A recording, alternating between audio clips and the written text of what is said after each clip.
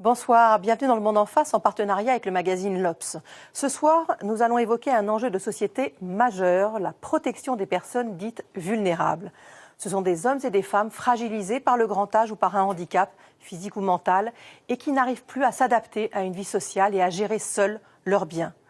En France, près d'1 million de personnes sont placées sous protection juridique, c'est-à-dire sous tutelle ou curatelle. Avec le vieillissement de la population, l'augmentation des maladies dégénératives et la hausse du nombre de personnes isolées, le chiffre ne cesse de croître. Être placé sous tutelle, c'est remettre sa vie entre les mains d'un tuteur qui a tout pouvoir pour payer les factures, gérer le patrimoine et donner de l'argent de poche. Mais malheureusement, c'est aussi parfois la porte ouverte à des négligences et des abus de la part de ceux qui sont censés protéger les plus faibles. Le réalisateur Olivier Piketty a enquêté sur ces tutelles abusives et recueilli la parole de familles désorientées, impuissantes ou en colère. Après ce documentaire intitulé « Sous tutelle », nous ouvrirons le débat avec mes invités pour en savoir un peu plus sur ce phénomène qui peut tous nous concerner un jour. À tout à l'heure.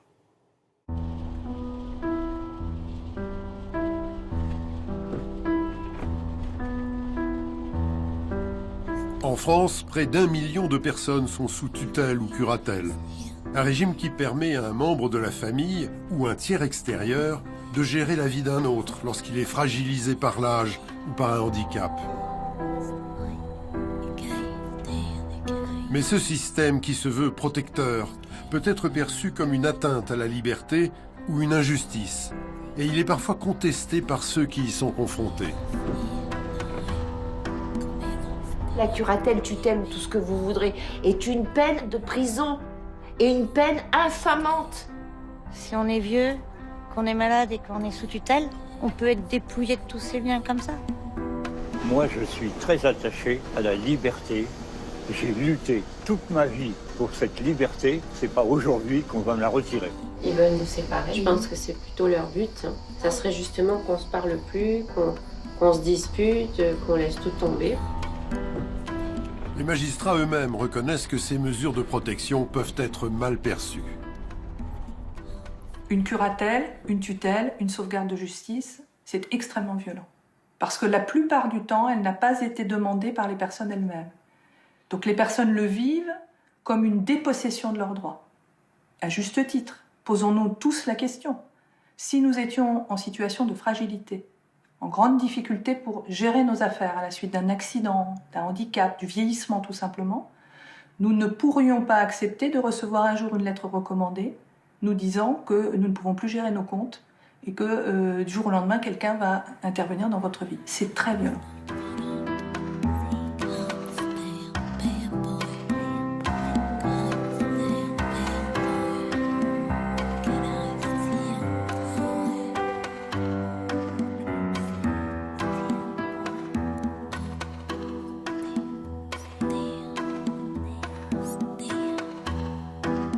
La violence du système de protection, Nathalie la vit de plein fouet. Cette femme de 58 ans est aujourd'hui sous tutelle, la mesure la plus contraignante. Tous mes droits m'ont été retirés. Même si je travaillais, j'aurais pas le droit de toucher mon salaire. Ça veut dire que je n'ai rien. Je ne vais bientôt avoir l'EDF coupé, je vais bientôt avoir plus de téléphone. J'ai emprunté 3 sous à des amis pour acheter un peu de tabac et voilà, c'est tout. Si Nathalie se retrouve sans revenu, c'est parce qu'elle refuse de rencontrer son mandataire, car elle n'accepte pas la tutelle. Pour elle, celle-ci est abusive. Au départ, c'est une dette de loyer de 10 000 € qui va conduire cet artiste peintre dans cet engrenage.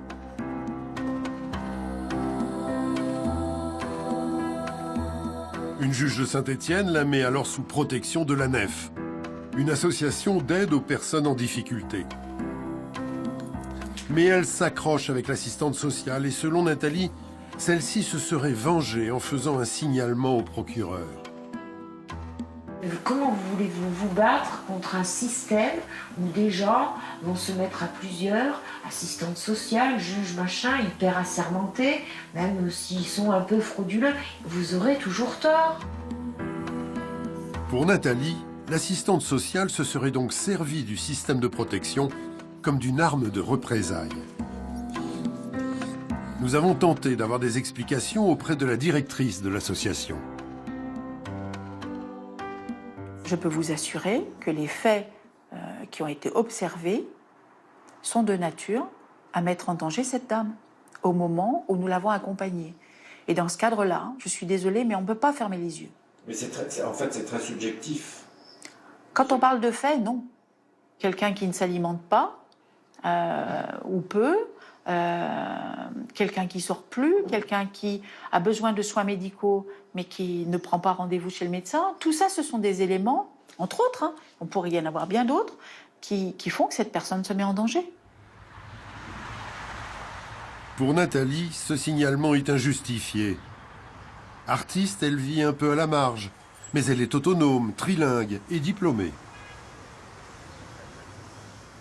Ne pas être dans la norme ne signifie pas qu'on soit dément. En rien, on n'est pas dément. Et on utilise cette chose, tutelle, curatelle, pour soumettre les gens à une norme qui n'est pas la leur. Maintenant, il est certain que chez les artistes, on ne va pas trouver beaucoup de normaux, hein. Le signalement de l'assistante sociale déclenche la procédure. Le dossier de Nathalie part entre les mains de la juge des tutelles de Saint-Étienne, qui mandate un expert médical. Mais Nathalie refuse de lui ouvrir. Cette espèce de toubib qui vient forcer ma porte. Il veut pas me laisser de documents, il veut pas me dire son nom. Je lui dis d'appeler la police, il veut pas. Et il me fait une perquisition. Il a fait sa tournée générale, il a regardé dans les placards, dans le frigo, il a regardé... Je lui dis, vous avez trouvé quelque chose? Non. Non.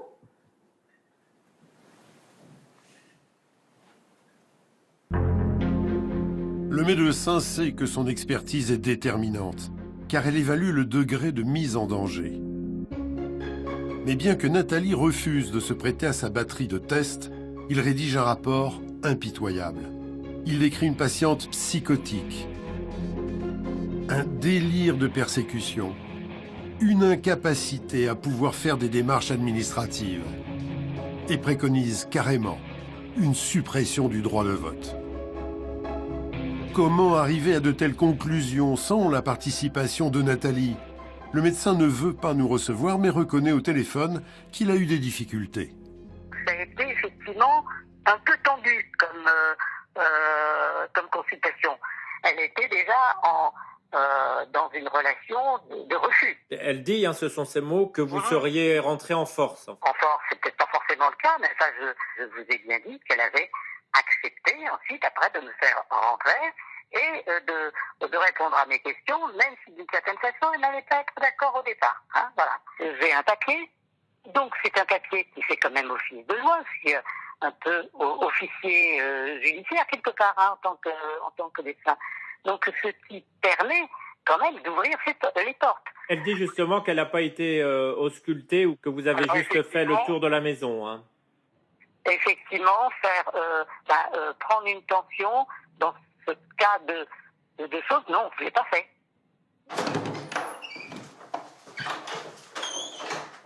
Nous avons demandé au docteur Castro, expert auprès des tribunaux depuis 27 ans, si ce type d'expertise sans l'accord du patient était conforme à la pratique. La loi vous dit que vous ne pouvez pas rentrer en force.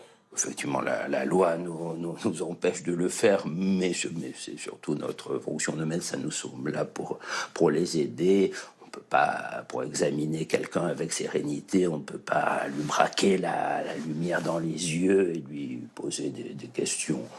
Il faut établir un dialogue. Sans ce dialogue, on ne peut pas examiner la personne. L'expert mandaté pour Nathalie rend un rapport faussé, mais qui pèse lourd dans la décision de la juge.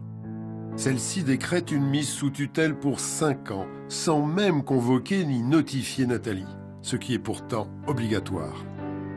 Cela signifie donc qu'elle souffrirait de graves déficiences et qu'elle se met en danger. Sollicitée, la juge nous fait part d'une fin de non-recevoir.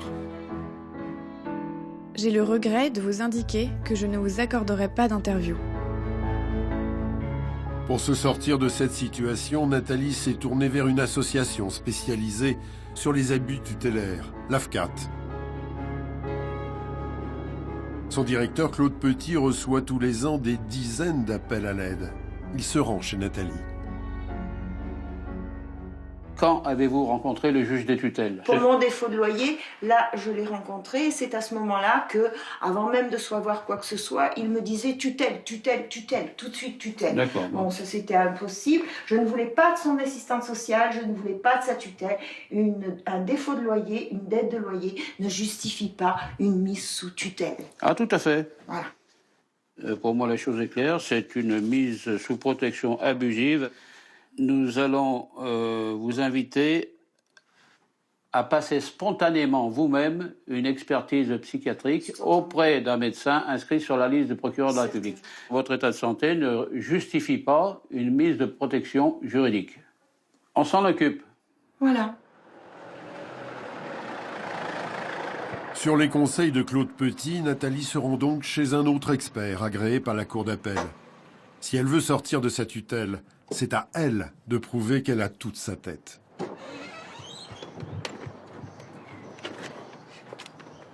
Vous vous rendez compte de l'importance de cette journée aujourd'hui? Parce que finalement, on va déterminer si oui ou non c'est justifié le fait que vous soyez sous tutelle. Mais c'est pire que ça, c'est ma liberté qui se joue. Ma liberté pour n'avoir rien fait. Pour être absolument innocent. C'est dément. C'est complètement dément. Nathalie vit sa tutelle comme une agression et met en cause la négligence de la juge. Mais la tutelle est le parent pauvre de la justice et les magistrats sont débordés. Un juge des tutelles, il a en charge en moyenne 3000 à 3500 dossiers. Quand je parle d'une moyenne, cela veut dire qu'il y a des endroits où les juges ont beaucoup plus de dossiers, donc beaucoup plus de situations. Et ça, c'est évidemment... C'est ingérable. C'est à la limite du gérable. Et c'est d'autant plus à la limite du gérable que les greffes des tribunaux d'instance sont en très grande difficulté, puisqu'on est à peu près 20% de vacances de poste.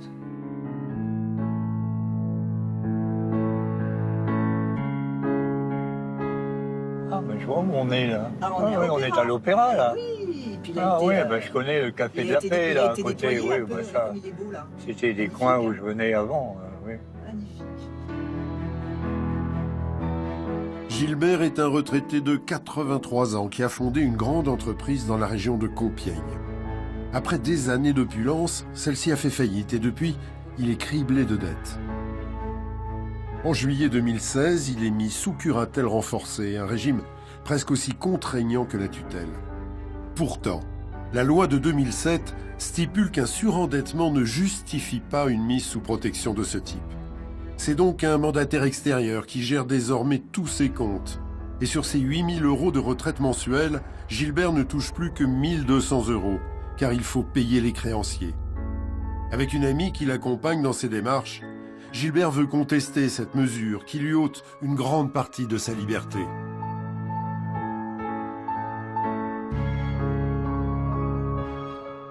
On a tout essayé pour faire croire que j'étais pas tout à fait sain d'esprit. Voilà. Ouais. C'est le but recherché par toutes les actions qui ont été menées contre moi. C'est pour le protéger, ça c'est le mot qui revient toujours. On est là pour votre protection, ne vous inquiétez pas. De toute manière, à chaque fois, on me renvoie ailleurs, je suis plus capable de ceci, de cela. D'où ma volonté de faire apparaître le fait que je suis tout à fait lucide, que je sais analyser la situation et prouver ça à mes adversaires. Un monsieur qui constitue des dossiers, qui sait en parler, qui se souvient des moindres faits et actes de ces personnes, comment se fait-il qu'aujourd'hui il soit sous curatelle, mais curatelle renforcée? La différence entre la curatelle renforcée et la curatelle simple, c'est que la curatelle renforcée, elle permet d'avoir la main mise sur tous vos biens. C'est désormais un mandataire de l'UDAF, la plus grosse association dans le domaine des tutelles, qui se substitue à Gilbert dans la plupart de ses démarches. Mais celui-ci ne lui rend pas la tâche aisée et conteste presque toutes les semaines la tenue de ses comptes. Bonjour, vous vous présenter, s'il vous plaît. Monsieur Lefebvre. Bonjour, monsieur Lefebvre. Ça va, vous? Il y a des paiements qui sont faits sans que je ne sois informé. Savez-vous que j'ai une décision ministérielle qui limite à 2 000 € par mois le prélèvement des impôts. Oui, monsieur Lefebvre, vous n'êtes pas prélevé à hauteur de 2 000 €, mais de moins. Par ailleurs, monsieur Lefebvre, vous m'avez déjà dit ça, je vous ai demandé de produire la pièce. Et vous me l'avez refusé. Je dois me justifier toutes les semaines. Non. Je ne comprends pas comment vous pouvez penser une seule seconde que monsieur Lefebvre n'a pas besoin d'une curatelle renforcée. Il y a peu, on se demandait avec mes responsables si on n'allait pas solliciter une aggravation de mesure. Donc c'est quand même...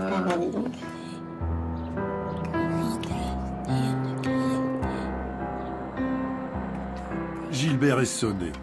Il ne s'attendait pas à ce que l'UDAF souhaite que la juge aggrave sa mesure de protection pour le mettre sous tutelle. Une mesure que la loi destine plutôt à des grabataires, comme nous l'explique le docteur Castro. Bon, c'est quelqu'un qui ne peut pas parler, quelqu'un qui ne sait plus compter, quelqu'un qui n'a aucune idée de si une baguette de pain coûte 1 centime d'euro ou 10 000 €. C'est comme dans le cas des retards mentaux, quand quelqu'un a un âge mental de 3 ans, c'est sûr qu'il doit être représenté de manière permanente. Et donc la mesure de tutelle est applicable pour cette personne. On va rentrer là-bas.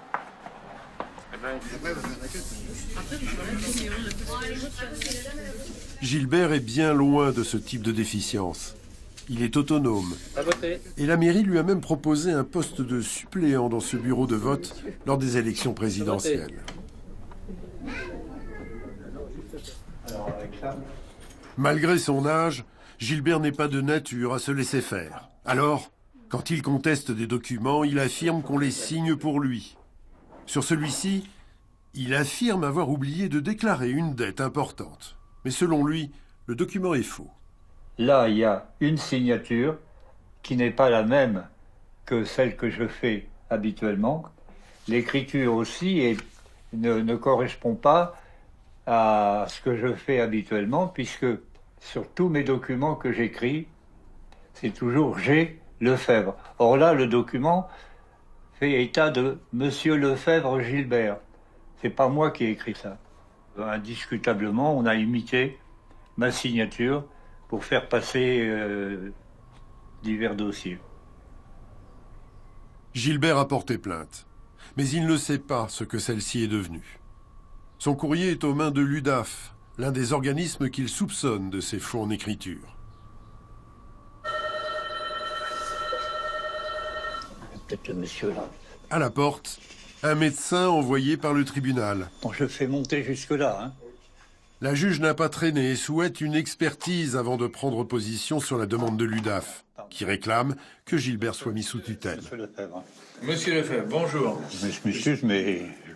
Faut que je vous voie, faut que je vous examine. Faut que je fasse une expertise. Non, je suis pas d'accord.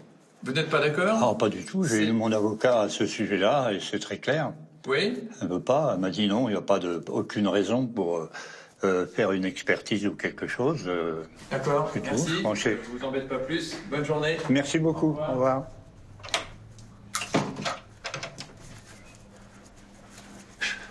C'est parti. Allez. Si Gilbert a refusé l'expert, c'est notamment parce qu'il s'étonne de ses compétences. Il est donné comme médecin du sport. Qu'est-ce qu'ils ont à foutre, ces médecins du sport, dans notre affaire? Il doit donner un avis sur la capacité de la personne à exercer son droit de vote. Donc on veut vous priver de votre droit de vote? Ouais, même ça. Non mais vraiment, c'est se foutre de moi, là, ok?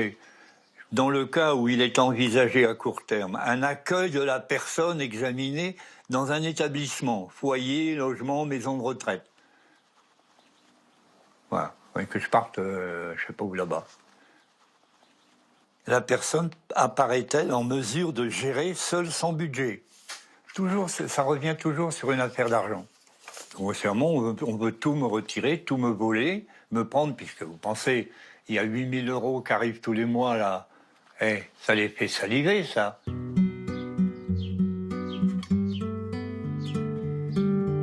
L'UDAF doit accompagner Gilbert dans toutes ses démarches administratives. Mais aujourd'hui, alors qu'il va contester la liquidation de son entreprise, il est seul.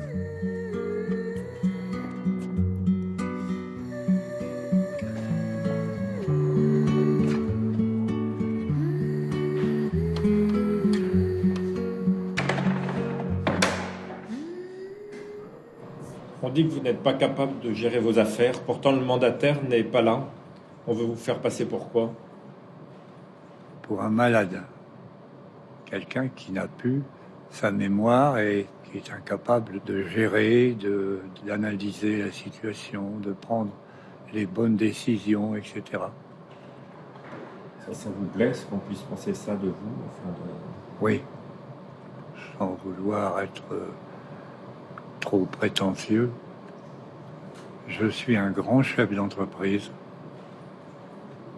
qui a créé des produits et aujourd'hui on me traîne dans la boue, je ne dors pas. Je suis hanté par toutes ces questions qui tournent, qui reviennent. Je dis mais c'est pas possible, c'est pas possible.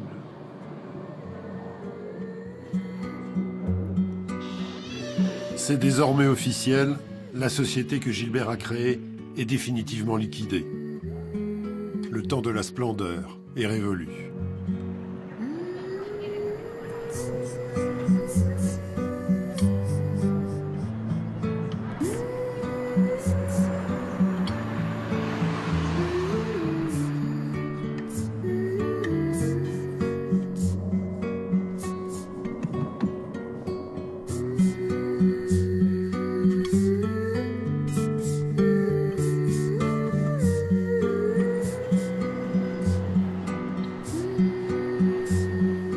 De se voir dépossédé de tout, Gilbert veut faire appel de sa mise sous curatelle renforcée. Il s'est tourné vers un avocat. Il est reçu par Maître Williams. Avocat, c'est ici. Voilà. Ah, on peut aller. Hein. Si vous avez envie de faire chauffer la carte bleue, si vous avez envie de dilapider tout votre argent, vous avez le droit de mourir pauvre, monsieur. Et ça, c'est pas une raison pour mettre quelqu'un sous un régime de protection de curatelle renforcée, vous comprenez? La seule raison, le seul motif réel qui existe, c'est d'avoir une déficience mentale qui le met en danger personnel. C'est-à-dire, vous vous mettez en danger par votre propre incapacité mentale, par votre propre déficience, par votre maladie. Or, tant que vous n'êtes pas malade, monsieur, vous avez le droit de faire ce que vous voulez de votre patrimoine. Vous avez le droit de ne plus rien laisser derrière vous. À 35 ans, personne n'envisagerait de vous mettre un instant sous curatelle ou sous tutelle. Personne. Comment vous le vivez, ça? Très mal. Je veux vraiment les démolir, ces gens-là, parce qu'ils cassent une vie qui s'est bâtie par le travail et brusquement, sur un rapport, sur une chose, vous vous trouvez complètement écrasé et vous êtes dans l'incapacité de faire face à ça, alors que vous avez, pendant toute votre vie, fait face à des quantités et des quantités de problèmes bien plus importants que vous avez solutionnés. Gilbert serait victime d'un système qui place trop facilement et trop souvent.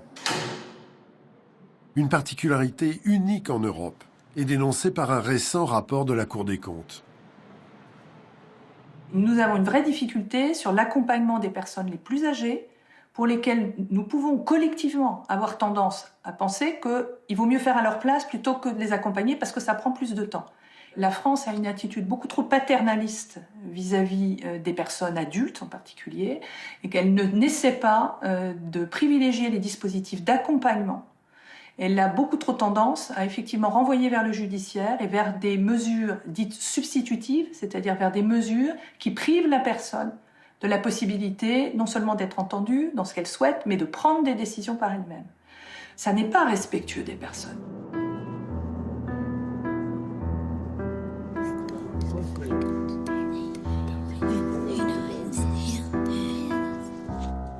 La brutalité du système, Gilles a l'impression de la vivre de plein fouet. Andouillette, pomme de terre? Andouillette? Vous voulez la caisse, me porter avec, et là, on se bagarre, hein? Je voulais voir s'ils sont aperçus. Ah ouais, putain, moi je dors pas, hein? Gilles a 83 ans. Retraité, il vit près de Draguignan et lui aussi a été chef d'entreprise. Gilles habite dans cette propriété qui lui appartient ainsi qu'à sa femme, Annie. Annie est atteinte d'une maladie dégénérative qui l'a fait sombrer peu à peu. Il y a 5 ans, Janie, la fille de Gilles, rentre du Canada pour s'occuper du couple.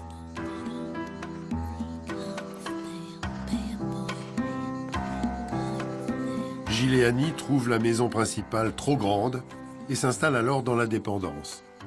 C'est moi qui ai voulu venir ici. Parce que nous étions 2 dans cette grande maison, ça n'allait pas du tout. D'ailleurs, à l'époque, ma fille n'était pas encore là. Et puis, quand elle est arrivée, elle est rentrée du Canada, ben, tout naturellement, on l'a logée là-bas. Janie et son compagnon Yves assument toutes les dépenses courantes car la retraite de Gilles n'est que de 1 800 €. Mais en 2016, les services sociaux s'inquiètent de l'état de Gilles et de sa femme. J'avais une pression en fait incessante des assistantes sociales du Conseil général, des médecins, des infirmières qui venaient à ce moment-là et qui me disaient « Oui, votre père, il n'est pas facile à manipuler, enfin, il ne fait pas ce qu'on veut, il ne prend pas ses médicaments, il ne fait pas ceci, il ne fait pas cela. Mettez-le sous tutelle parce que sinon, on ne peut rien faire. » Donc, j'ai demandé à être tutrice des 2. Janie se tourne donc vers la juge des tutelles qui met Gilles sous sauvegarde de justice. C'est une mesure temporaire qui permet d'enquêter avant de décider de la mesure de protection la plus adaptée. Mais c'est une mandataire extérieure qui est nommée, alors que la loi stipule que la famille est prioritaire. C'est bien. Si j'avais eu la tutelle, pour moi, ça ne changeait pas grand-chose. C'était juste une procédure, en fait.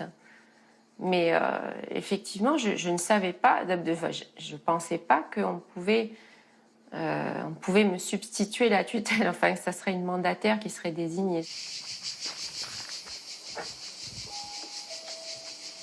Papa ? Tu sais que tu as des poubelles dans Si ta Janie n'a voiture, pas été désignée comme mandataire, c'est parce que la justice se demande si elle n'a pas expulsé son propre père et sa femme de la maison principale pour s'y installer. Janie est scandalisée, d'autant qu'elle a signé un contrat d'occupation en bonne et due forme, et que c'est son père qui était demandeur. Elle dit que je vous ai jeté dehors de la maison. Oh, monsieur, c'est complètement faux. Et en plus que je creuse leur dette. Voilà, c'est ces mots, je creuse la dette de mes parents, parce que je vis ici. J'ai cette maison depuis 40 ans, j'ai pas l'intention de la vendre, et puis elle était destinée à ma fille. Elle a qu'un objectif, c'est de nous prendre cette maison. Hein. Ils veulent nous séparer, ils veulent séparer la famille. Je pense que c'est plutôt leur but. Ça serait justement qu'on se parle plus, qu'on se dispute, qu'on laisse tout tomber, peut-être, ouais. Je sais pas. Alors que tout se passait bien jusqu'à maintenant, jusqu'à ce qu'elle arrive, en fait. La famille se sent mise à l'écart. Kinésithérapeute, Yves s'occupe beaucoup de la femme de Gilles et a investi plus de 100 000 € pour maintenir la propriété en état. Sans lui, pas de survie possible. Mais la mandataire lui a demandé de cesser son aide, car il n'est pas officiellement marié avec Janie. Depuis que je suis là, je les aide et puis là, je ne peux plus les aider. C'est ce que la mandataire m'a exclu, donc je n'ai plus rien à donner. C'est-à-dire ? On m'a dit, ce n'est pas vos affaires, vous n'avez rien à payer, vous n'êtes pas de la famille. Bon, je ne suis pas marié avec Madame Thévenot, mais pas besoin d'être marié pour partager sa vie avec quelqu'un. Hein. La mission de la mandataire est clairement définie par la juge. Aucune évaluation du patrimoine ne lui a été demandée. Mais un mois après la mise sous protection, Janie et sa fille Pauline voient débarquer un expert immobilier. Je lui ai dit, monsieur, vous ne rentrerez pas chez moi parce qu'il est hors de question que vous fassiez une expertise de la maison. C'est là qu'il m'a traité, il m'a dit, oui, vous faites vivre vos parents dans une masure et vous êtes une mauvaise femme. Et puis il avait un ton très agressif Et t'a menacé de faire un rapport. Pointait souvent du doigt, parlait très proche du visage. Et puis après, voilà, il nous a menacé de faire un rapport sur nos comportements. Étant donné qu'on ne voulait pas qu'il reste plus longtemps ici. Et vous voyez quoi derrière tout ça? Eh bien, la vente de la maison, elle veut faire expertiser la maison pour ensuite la vendre, puisqu'elle l'a bien mis dans un courrier qu'elle m'a adressé. Dans son courrier, la mandataire va encore une fois plus loin que ce que lui autorise la juge. Elle estime que la situation de Gilles et sa femme n'est pas viable, alors que le budget est pourtant équilibré grâce à Yves. Elle propose donc de vendre ou louer la propriété. Janie et ses proches devront déménager et l'argent pourrait servir à payer un EHPAD, une maison de retraite médicalisée pour Gilles et sa femme. Ils vont partir dans un EHPAD immédiatement, mais ça va les tuer. Hein. Annie, elle ne supportera pas l'EHPAD. Hein. Moi non plus. Et toi encore moins. Hein. Moi non plus. Pas du tout, du tout. Je ne peux pas envisager ça. Ouais. C'est ça qui est terrible. Hein. La maison, c'est vrai, finalement. La maison, c'est qu'une maison où on habite. Mon père, il est bien, ça fait 40 ans qu'il vit là, mais le plus triste, c'est qu'il va terminer dans un EHPAD. Un EHPAD au Luc, là, Mauroy. Avec tout ce qu'on a fait comme travaux ouais. Pendant 40 ans, se faire jeter dehors, oui, c'est comme si on se faisait jeter ça peut dehors. pas passer. En attendant de savoir si la juge va donner la tutelle définitive à Janie ou la laisser à la mandataire extérieure, Janie et Yves se trouvent désormais dans une situation ubuesque.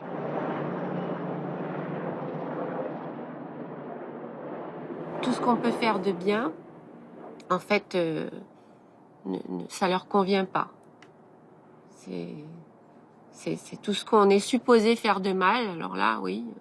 On aurait dû rien faire et les laisser tout seuls ici, tranquilles. Oui, mais on nous aurait accusé quand même de laisser... De non-assistance. De non-assistance à personne. En fait, on est accusé de tous les côtés. Tous les mots. Qu'on fasse quelque chose ou qu'on fasse rien, on est accusé. Elle est en train de les enfoncer, et puis de détruire la famille.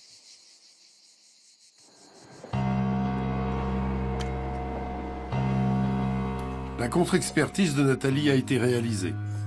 Le médecin ne s'est pas laissé impressionner par son caractère trempé.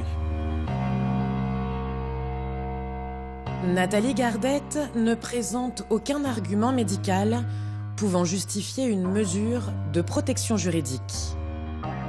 Nathalie n'en tire aucune gloriole. Le respect de la liberté, il est plus là. Et ça, c'est terrible. Moi, je suis née dans un pays libre. Alors ensuite, t'étais Einstein, t'étais pas Einstein, t'étais Jobard, t'étais pas Jobard, t'étais original, t'étais pas original. Peu importe qu'on ait un Wookie, c'est pas grave. Le mec, il arrive à se prendre en charge, il fait sa popote, il fait son machin, il embête personne. Pourquoi on veut le faire chier? Même s'il est un peu allumé sur les bords. Franchement, on comprend pas cette notion de liberté, on comprend pas du tout. Nous, quand j'étais gamine, on avait des oiseaux dans le village, hein, des sacrés oiseaux. Ils les tutelisaient pas et ça allait très bien, chacun s'en occupait, puis c'est tout. C'est les gens qu'il faut responsabiliser. Nathalie espère que cette contre-expertise va entraîner une main levée de sa mise sous tutelle. En attendant, impossible de toucher aux 820 € d'aide qu'elle reçoit par mois, puisque son compte est bloqué par l'UDAF, l'organisme qui gère sa tutelle. Pour le débloquer, il faudrait qu'elle s'y rende.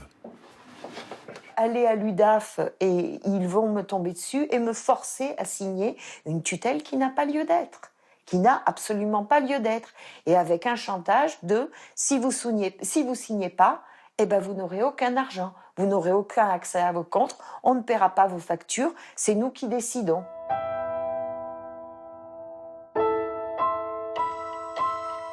Après plusieurs sollicitations, la directrice de l'UDAF de Saint-Étienne, Nicole Doyotte, accepte de nous recevoir. À notre arrivée, le directeur juridique nous avertit qu'il va engager une procédure. Pour lui, Nathalie a besoin d'un feu vert de la justice pour participer à ce film. une mesure de tutelle, le droit à l'image est protégé, il faudrait avoir l'autorisation du juge des tutelles. Nous, on estime qu'on doit le protéger quant à la diffusion de son image. Sous tutelle, même le droit de parole est sous contrôle de la justice. Nicole Doyotte accepte une interview plus générale, tout en regrettant que Nathalie refuse de rencontrer son service. Ces mesures, effectivement, pour certains, c'est quand même, ils le ressentent comme une atteinte à leur liberté, ce qui est effectivement le cas, puisqu'ils n'ont pas accès à leur compte comme ils veulent. Pour certaines démarches officielles, administratives ou autres, ils ne peuvent pas faire non plus tout seuls. Donc c'est sûr que je comprends parfaitement que ce soit difficile pour eux. Mais c'est pour ça que je dis que la meilleure des solutions pour trouver un terrain d'entente, pour essayer d'aplanir les choses, c'est quand même de prendre contact à minima avec nous. Vous pouvez lui couper son électricité, son téléphone, son argent. Alors nous ne lui coupons rien. Nous ne coupons ni l'électricité, ni l'eau, ni le téléphone, ni l'argent. Nous écrivons simplement à sa banque qu'il y a une mesure de protection et que dans le cadre de cette mesure de protection, son compte, effectivement, est uniquement accessible par l'association. Donc, si on sait qu'elle a une facture EDF, une facture de téléphone, une facture d'eau, on va demander à la banque de payer toutes ces factures et on fait un courrier éventuellement de mise à disposition pour que la personne puisse retirer de l'argent. Voilà. Pas d'électricité. Je le savais. Moi, je deviens folle. Hein. Voilà, c'est noir, il n'y a absolument rien. Voilà. Et l'eau va couler partout. Voilà. Nous avons vérifié les factures. L'EDF n'a pas été réglé depuis 3 mois. C'est à porte ouverte. Hein. Ça va nous faire la lumière de dehors. La personne qui est totalement isolée, qui n'a personne, parce qu'on a le droit aussi d'être quelqu'un comme ça, qui n'a pas trop envie de fréquenter du monde et d'être isolé, ou une personne âgée. Il est mort. Il meurt. Il meurt, là. Il meurt parce qu'il est totalement désorienté. Ils ont fait de lui un fou. Il n'a pas à manger. Il est dans le noir. Il n'a pas d'eau. Il n'a rien. Il est isolé comme s'il avait fait un crime.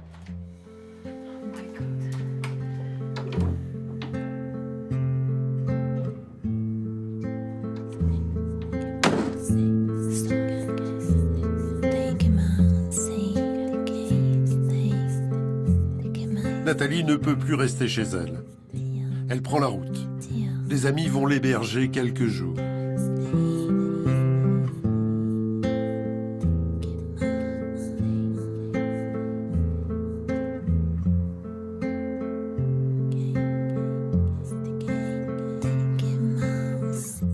Si Nathalie conteste sa tutelle, ce n'est pas le cas d'Agathe. Celle-ci estime qu'il est normal que sa mère de 84 ans ait été mise sous protection. Elle vivait dans un capharnaüm indescriptible. Voilà dans les conditions dans lesquelles elle vivait. Voilà, ici c'est sa chambre et puis elle dormait avec tout un tas de... Elle faisait un peu de place et puis elle dormait avec comme ça, un tas d'objets. Elle s'alimentait plus, elle se lavait plus, elle avait même plus la télé.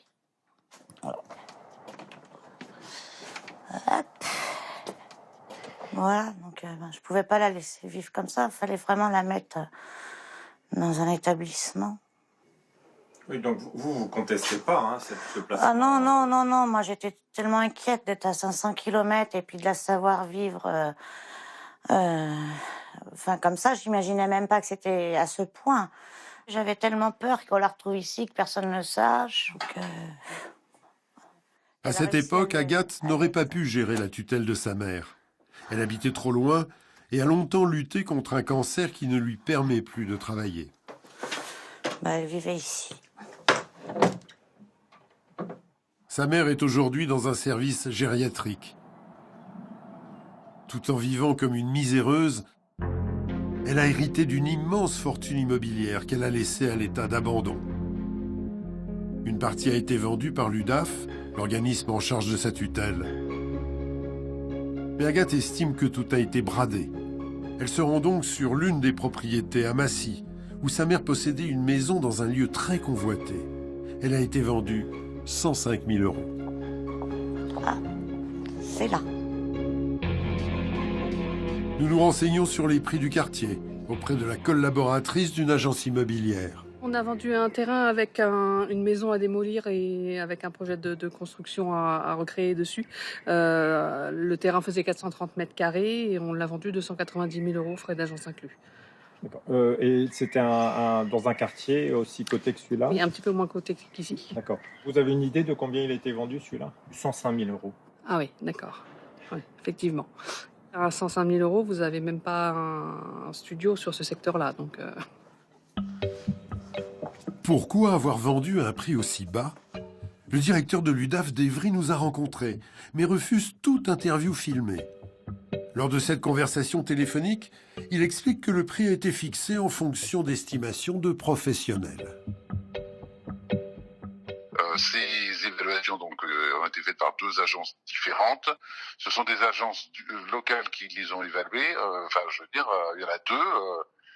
Elles les ont évaluées dans les mêmes fourchettes de prix. Et c'est le juge des tutelles qui a validé la vente. C'est pas nous on valide pas de vente. Le directeur ne voit donc aucune anomalie. Il justifie aussi le prix de cette maison à Romorantin, vendue au prix d'une voiture d'occasion, 6 500 €. Là encore, l'UDAF s'est basé sur 2 estimations concordantes d'agents immobiliers. Mais pourquoi ne pas avoir retenu cette 3e agence, dont l'évaluation était bien supérieure? L'UDAF, quand ils veulent vendre des maisons, ils passent par le juge, et pour passer par le juge, il faut avoir des estimations. Il en faut plusieurs, pour pas qu'il y ait justement une estimation qui serait un peu tendancieuse. Donc ils demandent en général à plusieurs professionnels. Et nous, on avait fait une estimation en août 2015, aux alentours de 15 000 €. 15 000 € à un peu plus, quoi. Voilà. D'accord. 15 000 €, c'était le prix C'était le prix plancher. On en a quelques-unes là qui se vendent ou qui sont abandonnées depuis des dizaines d'années. Ça se vend au moins 15-20 000 €, quoi. D'accord. Voilà. Okay. Est-ce que vous connaissez le prix auquel ça a été vendu? Ah, pas du tout, non. 6 500 €. Oui, c'est pas très élevé, quoi. 6 500 € au lieu de 15 000 €. Les nouveaux propriétaires ont eux-mêmes été surpris des conditions de vente. Il n'y a jamais eu de pancarte par laquelle maison à vendre. Non, c'est pas. Et il a dit qu'on était prioritaire. Oui, parce que comme j'ai ma maison à côté, bien sûr, oui. Alors il a dit vous êtes prioritaire dessus. 6 500, c'était une bonne affaire, c'est sûr. Oui, vous ne facturez pratiquement autant de frais que le montant d'achat de la petite maison. Oui. La commission d'agence est de 3 500 €, la moitié du prix du bien. Elle n'a pas été négociée. 1500 pour 2.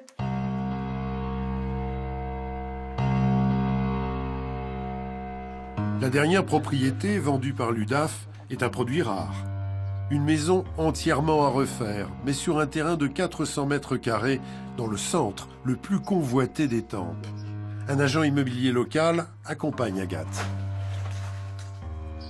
Que ce soit centre-ville ou quoi, il n'y a rien sur Étampes à vendre des maisons retapées, quoi. Il y a rien à moins de 100 000. Je dirais pas plus de 120, 130 000 €. L'UDAF l'a vendu 55 000 €. Le monsieur qui a acheté, oui, il a fait une affaire. Le monsieur qui a acheté a fait une affaire. Je pensais. À 55 000 €, oui, il a fait une très belle affaire. 55 000 €, c'est même pas le prix du terrain. Pour peu que ça soit un marchand de biens, il fait 1, 2, 3, 4, il fait 5 ou 6 appartements. Avec des places de parking, ou alors il remonte un bâtiment par derrière. Et, sachant qu'un F2, ça se vend entre 100, à peu près 100 000 € neuf, 100, 110 000 € neuf. Même s'il y a des travaux, imaginez avec le but. Et celle où il y a la caravane... À la sortie de la propriété, un voisin qui détient plusieurs commerces nous indique qu'il était prêt à acheter. Moi, jusqu'à 140, ça m'intéressait là-bas. Jusqu'à 140? Ouais. D'accord. Je sais pas combien il a acheté, le mec, mais... il a fait une affaire en or. Voilà. 55 000 €. Non. Bon, attendez, là, vous allez faire... C'est du vol, c'est même pas le prix du terrain. Sinon, j'en suis malade. Il y a un studio, 30 mètres carrés, 25 mètres carrés, et elle coûte 70-80 000 €. Ah oui? Bah oui, Étampes, ça cher quand même. Nous nous rendons dans l'agence immobilière qui a vendu la propriété. Le directeur n'est plus le même, Mais depuis peu, la maison est à nouveau dans l'agence. Là, ça a été remis à la vente, là? Alors oui, c'est remis à la vente. À combien, vous avez une idée? Alors il y a 2 lots. Il y en a, c'est sur le site, il y en a un à 116 000 et un à 113 000, je crois. Putain, il a fait une belle culbute, hein. 113 000 et 116 000. Oui, il me semble. Ah oui. Vendue 55 000 € il y a un an, la propriété a été remise à la vente 4 fois plus cher par la même agence et sans travaux complémentaires. Bradées, les maisons ont été vendues au tiers ou à la moitié de leur prix réel. Agathe se rend à l'UDAF avec une amie pour demander des comptes. Bonjour.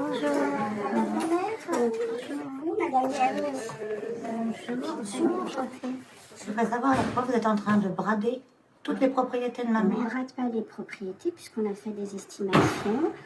On a écrit au juge. Le juge nous a donné son autorisation pour vendre. C'est pour prendre en charge les frais de la maison de retraite. C'est les prix qu'on a eu par les agences. Le juge a validé le prix. Le juge ne connaît pas forcément le lieu de la maison, la ville.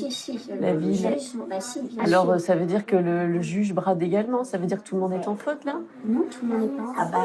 Alors, mais ça veut dire quoi? De toute façon, on ne peut pas revenir à la maison, elle a été vendue. Vous savez, ce sont travaille dans l'intérêt de votre maman. Plus le bien est vendu cher, plus c'est dans son intérêt à elle. Après, pour payer les différents frais auxquels elle doit faire face. Là, vous êtes en train de me dire que vous avez vendu les propriétés au mieux, au prix le plus haut possible. On a vendu au prix où c'était estimé avec un acquéreur qui nous a fait une proposition au prix estimé par les agences. Quand on voit ce que vous faites, mais c'est la spoliation. En quoi je suis moins qualifiée? L'UDAF estime qu'elle n'a rien à se reprocher et indique que les ventes étaient aussi nécessaires pour rénover d'autres propriétés. Ces propriétés, c'est cette maison avec jardin située au Pouliguen, face à l'une des plus belles plages de France. Nous l'avons visitée, elle tombe en ruine et la toiture est percée. Il y a aussi la maison principale de la mère d'Agathe, à Étampes. Là aussi, on est bien loin des rénovations promises. Net à payer, 9 350 €. Ils m'ont dit que les travaux de réfection de la façade étaient terminés. Si c'est pour ce qui a été réalisé jusqu'à présent, ça fait bien cher. Parce que, pour l'instant, je vois pas la façade refaite. Au contraire, il manque même les corniches. Il y avait les corniches, mais il n'y a plus de corniches. Ils n'ont pas payé quand même une entreprise pour ça. Rien n'est réparé.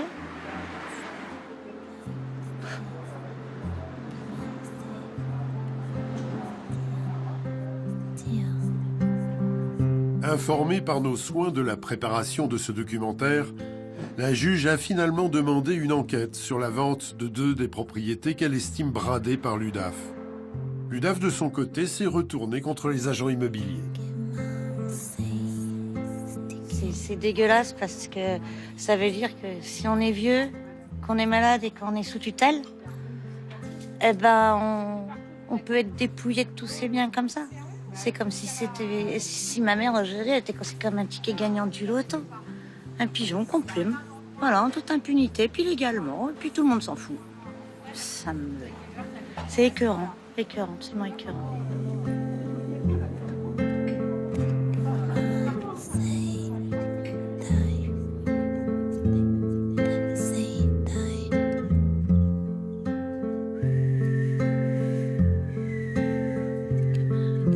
Pour montrer qu'il a toute sa tête, Gilbert se rend chez un médecin expert. Cette démarche est essentielle car la loi précise qu'on ne peut mettre une personne sous régime de protection si elle ne souffre pas de déficiences qui la mettent en danger. Je commence à être fatigué de tous ces problèmes qui s'accumulent. Voilà, de te battre contre des gens qui ont décidé pour toi, Voilà, alors que tu peux encore décider pour toi. Oui, oui. Voilà. T'as encore toute ta tête, on va dire. Oui. Hein Absolument, ben, je l'espère, oui.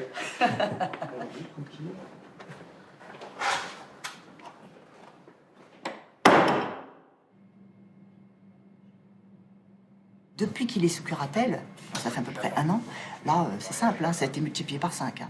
C'est-à-dire qu'il a pris un coup de vieux, mais magistral. C'est un homme qui avait encore plein de choses dans la tête, qui avait envie de vivre plein de choses. Il ne vit plus rien. Aujourd'hui, il ne supporte pas d'être sous curatelle renforcée. Qui pourrait le supporter? À part une personne qui a plus sa tête. À part une personne qui a plus sa tête, qui n'a plus conscience des choses. Comment il va faire pour s'en sortir, ce monsieur? Si le système a décidé de le mettre sous protection, et que finalement, cette protection l'affaiblit, il y a quelque chose qui tombe pas rond. Aujourd'hui, cet homme, il est complètement isolé, et donc, il est, pour moi, une proie idéale. Gilbert sort soulagé. Le médecin trouve excessive la mise sous curatelle renforcée. Ce qu'il conseille, lui, Ouais, qu'est-ce qu'il conseille? d'arrêter La curatelle juste sous curatelle, rester en sous curatelle. Curatelle simple, ça veut Simple, dire. ouais. C'est-à-dire que toi, tu retrouves ton argent, Ouais, voilà, exactement. c'est toi qui le gères, Ouais. et eux, hop, ils viennent se taper sur les doigts une fois dans l'année, quoi. Mais lui, après, propose qu'au bout d'un temps à déterminer, c'est carrément casser tout ça. D'accord, Parce donc que il y a pas, je n'ai pas... c'est pas justifié. Gilbert commence à avoir la santé fragile, mais les médecins refusent de le recevoir car l'UDAF paye les factures avec trop de retard. Voici ce qu'on lui a dit lorsqu'il est venu réclamer des comptes. Il y a les médecins qui sont réglés, il y a les C'est enfants. un gros problème, les médecins ne sont pas réglés. Vous n'avez pas réglé notre médecin habituel. Non, à monsieur. tel point qu'il ne veut même plus. Si, monsieur Lefebvre, je l'ai eu la semaine dernière. Là, depuis que je l'ai eu au téléphone, on s'est arrangé autrement. Il me transmet les factures et elles sont réglées dès réception. Le cabinet médical n'a pas l'air du même avis. Bonjour, Dominique, à votre écoute. Oui, madame, c'est monsieur Lefebvre à l'appareil. Oui. Je voudrais un rendez-vous. Oui, ben, je vous ai dit, vous m'avez appelé hier, monsieur Lefebvre. Oui. Et je vous disais qu'on n'avait pas été réglé du premier soin. Ah oui, je sais. Bah oui, mais moi j'ai besoin que ce soit réglé avant de fixer d'autres rendez-vous. Ah bon, d'accord. Et quel est le montant qu'on vous doit, qu'on ne vous a pas payé? 40,97 €. Moi, j'avais donné l'adresse du curateur en disant vous envoyez vos factures là-bas parce que moi, c'est pas moi qui vais vous payer. A priori, ils veulent pas payer. On n'a plus d'argent là. Moi, je suis crevé avec tout ça. J'ai mal dans le dos. Puis ma femme qui va pas bien. Vous voyez, elle commence et puis elle se met à pleurer. Toujours. On n'a plus de vie de famille, il n'y a plus rien.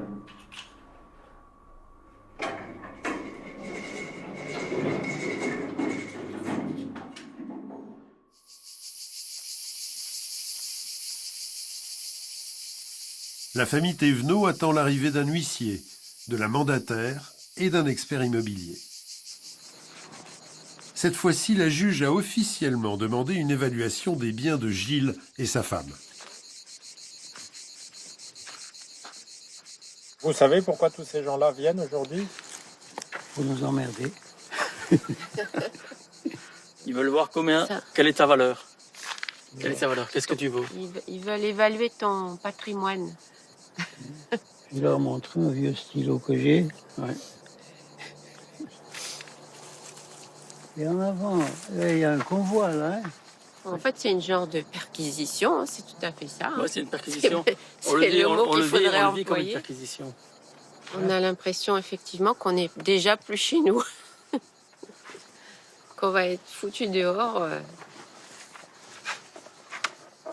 Tout est décidé. Moi, j'ai juste l'impression que tout est déjà décidé, en fait. C'est comme ça. Bonjour, madame. Madame est dehors, c'est bien, c'est la première fois que je la vois dehors. Ah, Vous mais allez bien? vous venez pas souvent. Ah, on vient souvent. Ah non, le week-end, je vous ai jamais vu.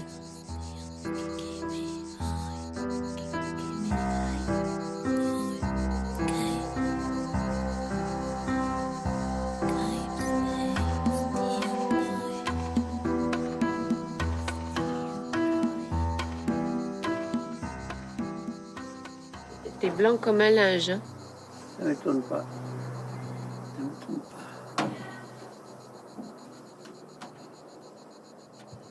Ça vous perturbe, hein? Je comprends que ça me perturbe. Plus qu'on ne le pense. À son âge, il devrait être tranquille. À se reposer sur ses lauriers. Mais là, c'est vrai que tout ça, c'est dur. Hein. Et c'est surtout que je me sens impuissant. Qu'est-ce qu'on peut faire?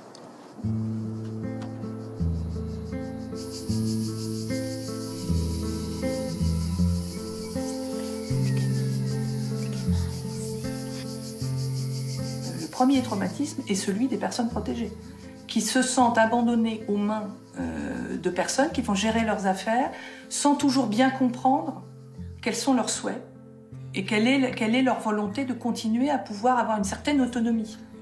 Cette autonomie est prévue par la loi et pourtant elle n'est pas en réalité toujours mise en œuvre.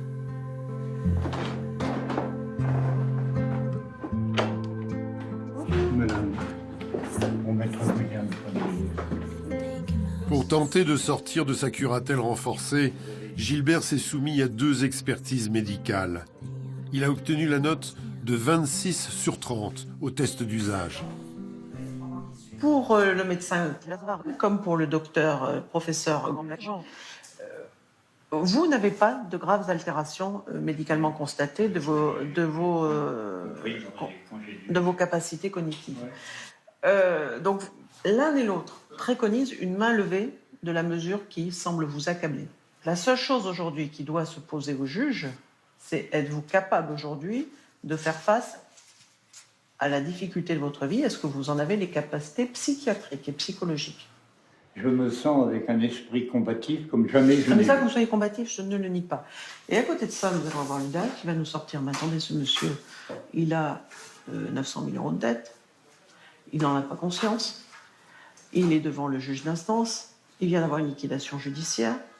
C'est le problème de la méthode que je n'accepte pas. Ça vous choque? Ah oui, ça me choque parce que on vient sans arrêt me demander d'attaquer, de justifier, etc., etc.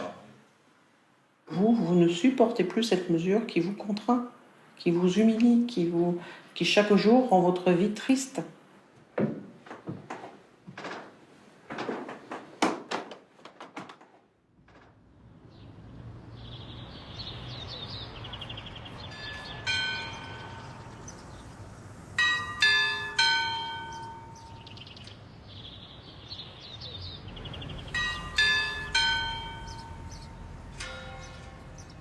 Sa vie d'avant qu'il aimait tant, Gilbert va la jouer aujourd'hui, devant la juge des tutelles. Vous savez ce que je vais attaquer tout à l'heure, s'ils m'en donnent la possibilité? Je vais leur dire, moi je suis très attaché à la liberté au niveau de la France. J'ai lutté toute ma vie pour cette liberté, c'est pas aujourd'hui qu'on va me la retirer. Voilà. Vous voyez? Voilà, et si on me retire ma liberté, alors là, je prends les armes. Parce que je suis officiellement, aujourd'hui encore, le lieutenant d'artillerie Lefebvre. C'est écrit sur les derniers documents que j'ai reçus des militaires. En avant, camarades. Gilbert souhaite qu'on le débarrasse de sa curatelle renforcée. Mais le véritable enjeu, c'est que la juge ne l'aggrave pas en tutelle. Monsieur Lefebvre. Bonjour, maître. Ça va? Oh, péniblement, mais ça va Bonjour. quand même, quoi. On est obligé Péniblement? de... Comment? Péniblement, pourquoi? Vous êtes fatigué? Ah oui, puis j'ai terriblement mal dans le dos et tout ça. Ça fait maintenant, vous comprenez, tout ça, ça m'assassine. Hein. Ce que je veux entendre de vous aujourd'hui, c'est une chose, c'est cette mesure, tous les jours de ma vie, c'est une tristesse. Ce que vous venez de me dire là, justement, ça me fatigue, ça me... Vous dites, on est face à un système qui croit bien faire, qui a la vérité. Mais pendant l'audience, Gilbert ne va suivre aucun conseil de Maître Williams. Ils m'ont pas demandé mon avis. Voilà. Et pourquoi? Mais vous êtes en colère, monsieur. Comment? Vous êtes en colère. Vous avez été dénigrant pendant toute l'audience. Oui, c'est vrai, oui. Parce que je n'admets pas cette... Non, mais ça, j'ai bien compris que vous n'admettiez pas. À 50 ans, vous auriez sans doute été pareil. Oui, j'ai compris ça. Quand Voilà. vous l'avez dit. Maintenant, personne ne veut l'entendre. Personne ne veut entendre que votre caractère est difficile en lui-même. Et la prochaine fois, vous me représenterez et je ne serai pas présent. Ah si, il faut être toujours présent, monsieur. Ah bon? Alors je mettrai des pinces pour me Mais bloquer. vous êtes trop en colère, monsieur. Vous ne changerez pas. Par définition. Alors il ne faut pas que je change, alors. Gilbert a au moins obtenu qu'un autre mandataire soit nommé à la place de l'UDAF. Mais il reste sous curatelle renforcée. Il a fait appel de la décision.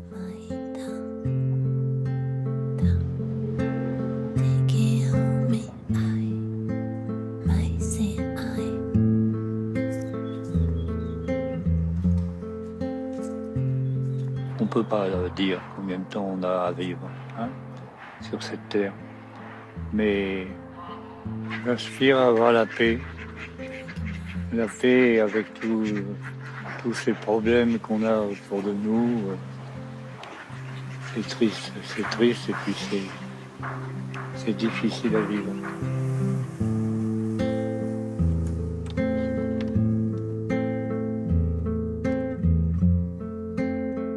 Plus de 5 mois après sa mise sous tutelle, Nathalie dit qu'elle n'a toujours pas accès à son compte en banque.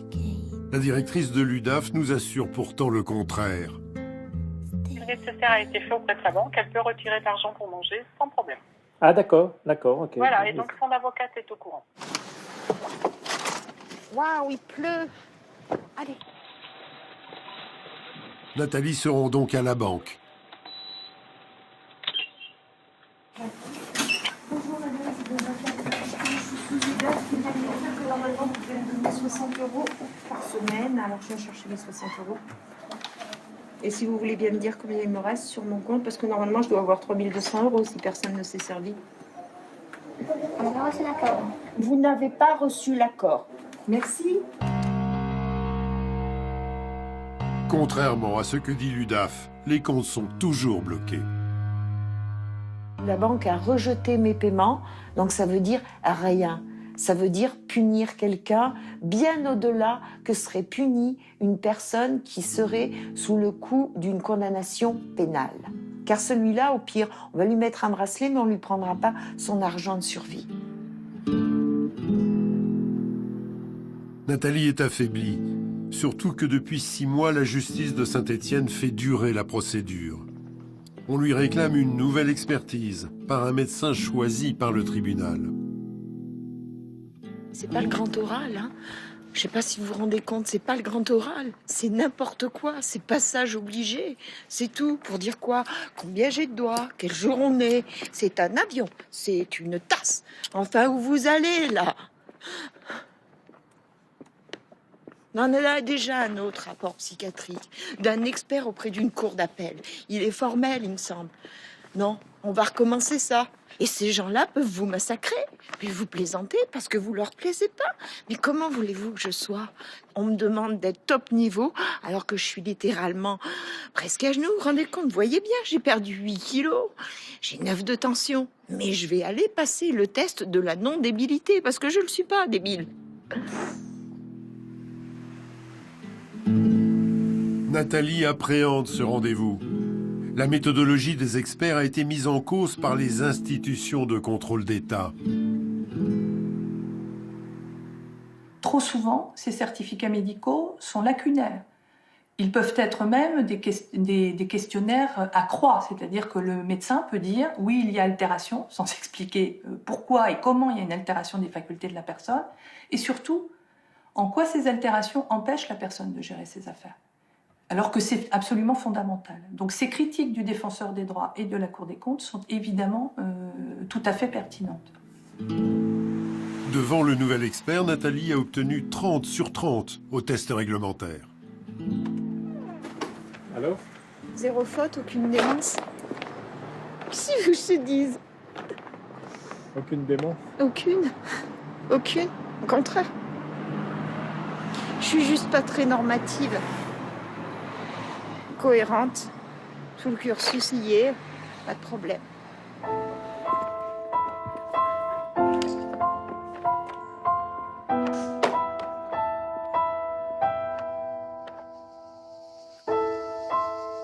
À l'approche de la prochaine audience devant la juge des tutelles, Janie veut préparer son père au pire.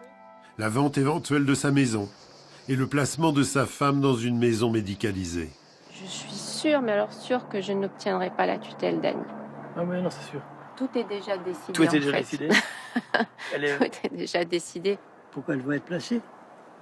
Mais c'est ce que la juge a dit. Elle a dit qu'elle voulait une structure adaptée pour elle. Donc, à part un placement dans une maison médicalisée, je ne vois pas d'autre structure adaptée pour Annie. On Si est toi, tu as ton mot à dire. obligé de suivre ce qu'on nous impose. Oui. Pour Annie, oui. Et pour Annie, nous sommes deux, nous sommes un oui, couple. mais c'est surtout Annie qui cherche à protéger. Et Contre surtout, qui et contre quoi? bah, contre tout, en fait. Voilà, Annie, bien. elle a besoin d'être surveillée. Toute ta vie, maintenant, tu seras obligée de supporter ça. Voilà. On veut nous séparer, on essaye de nous séparer de façon à... Tu veux à dire mieux toi nous et rouler. Annie? Non, vous et nous.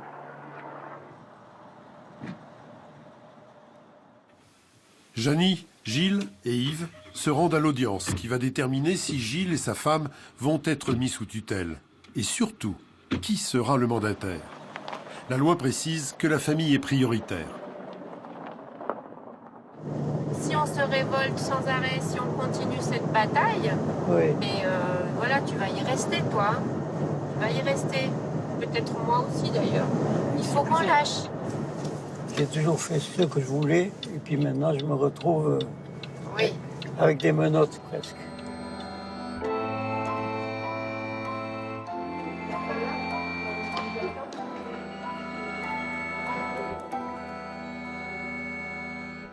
Janie a vu juste. La juge a donné la tutelle de son père et de sa belle-mère à la mandataire extérieure. La maison sera bientôt mise en vente. Elle n'a plus le choix. Il lui faut déménager.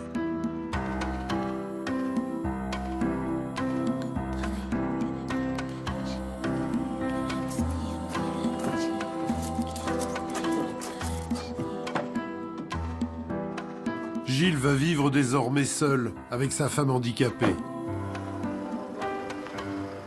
Janie aura tout tenté pour éviter ça. Elle s'installe non loin de son père.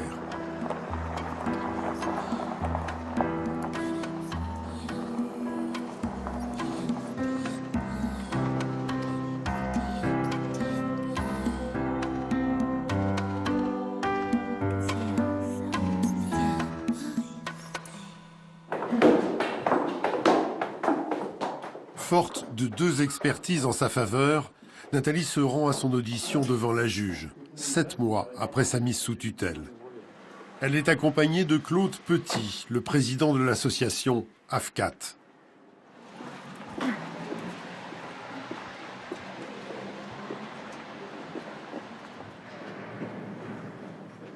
Je vous prie de m'excuser, il faut que je m'assoie. Elle l'a pas vu, ça a bien été distribué le 4 septembre. La preuve de dépôt. Ça va aller, Madame Garbet? C'est difficile. Alors, j'ai passé 7 mois avec du pain et de la ricorée. Hein. J'ai perdu 12 kilos. J'ai 8 de tension. C'est difficile quand même. J'arrive pas à tenir debout longtemps.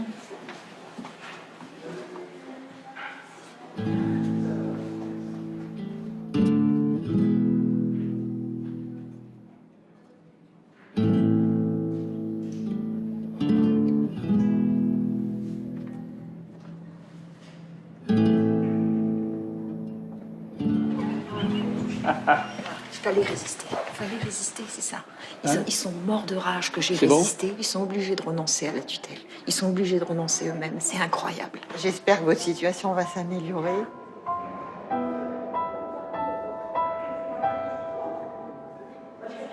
La tutelle est levée, mais Nathalie se sent cassée par son combat de 7 mois.